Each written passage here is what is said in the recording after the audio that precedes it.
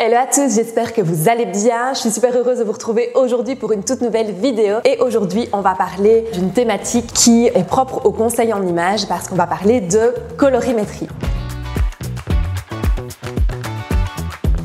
La colorimétrie, si vous ne savez pas encore de quoi il s'agit exactement, c'est une technique qui existe pour pouvoir déterminer quelles sont les couleurs qui vous vont le mieux au teint. Naturellement, il y a des couleurs qui vont mieux s'harmoniser avec la couleur de votre teint, avec la couleur de vos cheveux, avec la couleur de vos yeux. Tout ce qui est couleur naturelle, bien évidemment, ça ne prend pas en considération les colorations, par exemple, donc vraiment la couleur de cheveux naturelle. Et donc, il y a certaines couleurs de vêtements, d'accessoires, d'écharpes, de foulards, peu importe, qui vont s'harmoniser beaucoup mieux avec vos contrastes naturels. À l'inverse, il y a certaines couleurs qui vont moins bien s'harmoniser, qui vont griser votre teint ou qui vont le jaunir, qui vont effacer vos yeux, qui vont brouiller légèrement l'ovale du visage. Et donc, c'est intéressant justement de pouvoir avoir conscience de ces couleurs, des couleurs qui nous vont bien, mais aussi des couleurs qui nous vont moins bien. Et donc, pour pouvoir déterminer quelles sont les couleurs qui vous vont le mieux, on se base sur les techniques de colorimétrie. À la base, il existait une première méthode qui s'appelle la méthode des 4 saisons. C'est une méthode qui existe depuis de nombreuses années, qui a été inventée aux États-Unis et qui est arrivée en Europe. Et donc ça, c'est vraiment la première méthode qui existe. Aujourd'hui, il en existe plusieurs autres méthodes, la méthode des 8 saisons, des 12 saisons, voire même des 16 saisons. Et donc, on s'y perd un petit peu en se disant, finalement, dans toutes ces informations, qu'est-ce qui est le plus pertinent? Quelle est la méthode la plus utile, la plus utilisée, la plus professionnelle peut-être aussi, celle qui va apporter le résultat le plus pertinent, le plus concret. Et donc parmi toutes ces méthodes, comment est-ce qu'on va s'y retrouver? Comme je vous disais, la toute première méthode, c'est la méthode des 4 saisons. Donc la méthode des 4 saisons est assez simple à comprendre. Elle se base sur le principe qu'il existe 4 grandes typologies, l'été, l'hiver, le printemps et l'automne, qui vont être différenciées selon 2 critères, qui sont la température et la clarté. Et donc on va se retrouver sur 2 saisons de température froide, qui sont l'été et l'hiver, et 2 saisons de température chaude, qui sont le printemps et l'automne. 2 saisons avec des contrastes plus clairs, qui seront donc l'été et le printemps, et 2 saisons avec des contrastes plus sombres qui seront l'hiver et l'automne. Et donc ça, c'est la première méthode qui existe et qui nous permet de pouvoir déterminer à quelle typologie on appartient. Cette méthode peut parfois avoir ses limites, c'est-à-dire qu'il y a certaines personnes qui ne vont pas directement se retrouver dans une de ces typologies, dans une de ces palettes, parce que leurs critères physiques, leurs caractéristiques physiques ne va peut-être pas rentrer tout à fait dans une de ces 4 cases, entre guillemets, prédéfinies. Et donc de là, cette méthode s'est développée pour arriver à une méthode des 8 saisons, qui peut s'appeler également méthode des 12 saisons, parce qu'en réalité, elles sont assez proches.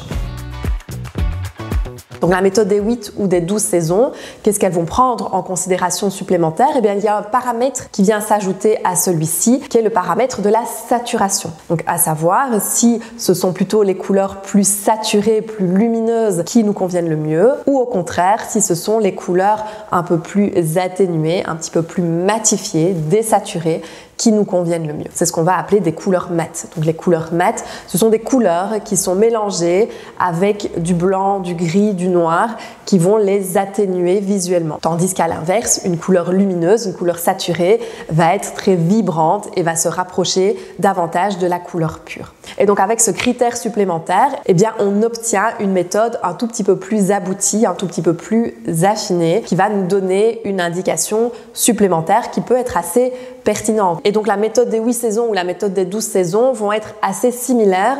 C'est simplement que la méthode des 12 saisons part directement d'une dominante, tandis que la méthode des 8 saisons y arrivera par la suite. Mais on va arriver à des résultats assez similaires avec l'une ou avec l'autre.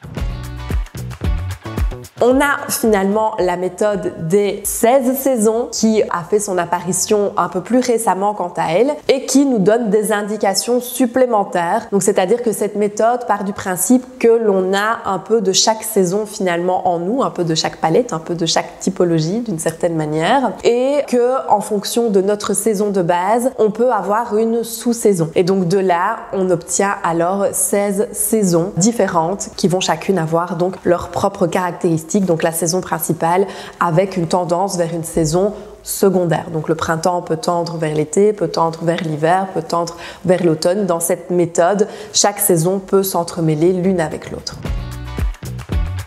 Donc chaque méthode peut avoir ses avantages comme elle peut avoir ses inconvénients. Par exemple, la méthode des 4 saisons est une méthode qui est très facile à comprendre, qui est très facile à mettre en application et qui au quotidien peut clairement nous aider très facilement et très rapidement. L'inconvénient, c'est que tout le monde ne se retrouve pas toujours dans une de ces 4 saisons parce qu'effectivement, c'est une méthode qui peut être un petit peu limitée. Pour ma part, c'est une méthode que j'utilise principalement en atelier collectif, en atelier de groupe pour que les personnes puissent déjà avoir une idée de leur typologie sans aller aussi loin que ce qu'on pourrait obtenir avec la méthode des 8 saisons ou encore des 12 saisons.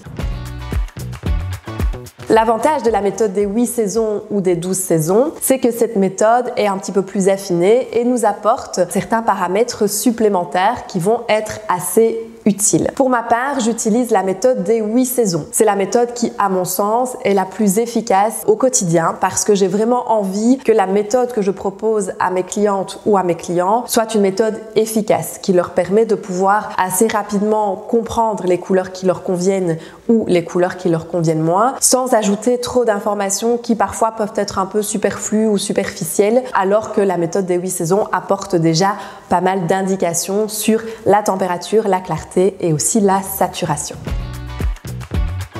Enfin, la méthode des 16 saisons a l'avantage d'être ultra précise parce que là, on va vraiment rechercher une dimension très précise des couleurs. Mais par contre, l'inconvénient, à mon sens, est que justement, trop de précision, à un moment donné, enferme un petit peu trop aussi et ne permet pas à la personne de pouvoir utiliser les outils à sa disposition de façon efficace. Parce que les couleurs, il faut avoir conscience que c'est un outil qui est très pointu, qui est très précis et qui va aussi nécessiter une bonne compréhension des couleurs, une bonne connaissance. Quand on reprend les bases de la colorimétrie, les bases des couleurs et des mélanges des couleurs avec mes élèves, je me rends bien compte que c'est quelque chose qui est complexe à intégrer du premier coup parce que ça demande vraiment une analyse poussée et une compréhension poussée des couleurs. Nos clients, les personnes que l'on accompagne, n'ont pas ces notions spontanément et donc forcément c'est quelque chose qui va demander aussi de la pratique et demander de l'entraînement visuel. Et donc la méthode des 16 saisons pour moi est trop poussée, trop pointue et trop spécifique que pour que ça ait vraiment une utilité pratico-pratique au quotidien parce que c'est ça que j'aime dans mon métier, c'est de pouvoir vous apporter des conseils que vous allez pouvoir mettre directement en pratique à la maison et qui vont vraiment apporter une plus-value dans votre quotidien et dans votre vie de tous les jours. Et donc voilà mon avis et voilà le descriptif finalement de ces différentes méthodologies qui existent. Alors à chacune de trouver la méthode qui lui convient le mieux, qui apporte le plus de plus-value à son sens. Il n'y a pas de bonne ou de mauvaise méthode, c'est simplement qu'il y a des avantages et des inconvénients pour chacune d'entre elles. Et si vous êtes conseillère en images, eh bien à vous de trouver la méthode qui vous parle le plus. Et pareil, si vous êtes client ou cliente et que vous avez envie de découvrir votre typologie, à vous aussi de découvrir la méthode qui vous parle le plus et qui vous simplifiera la vie parce que c'est surtout ça le principe de cette méthode. Donc voilà ici pour une vidéo un petit peu plus théorique, un petit peu plus explicative sur une des méthodologies que j'utilise en tant que conseillère en images. Si vous avez d'autres questions liées à la colorimétrie, je vous invite à me les poser juste ici en dessous en commentaire. Et si vous avez d'autres questions par rapport à d'autres techniques du conseil en images que vous avez envie que j'aborde sur cette chaîne, eh bien pareil, je vous invite à me les indiquer juste ici en dessous. J'espère en tout cas que cette vidéo vous a plu, qu'elle vous a apporté plein de connaissances supplémentaires. Nous, on se retrouve la semaine prochaine pour une nouvelle vidéo. D'ici là, je vous embrasse et surtout, portez-vous bien. Bye bye!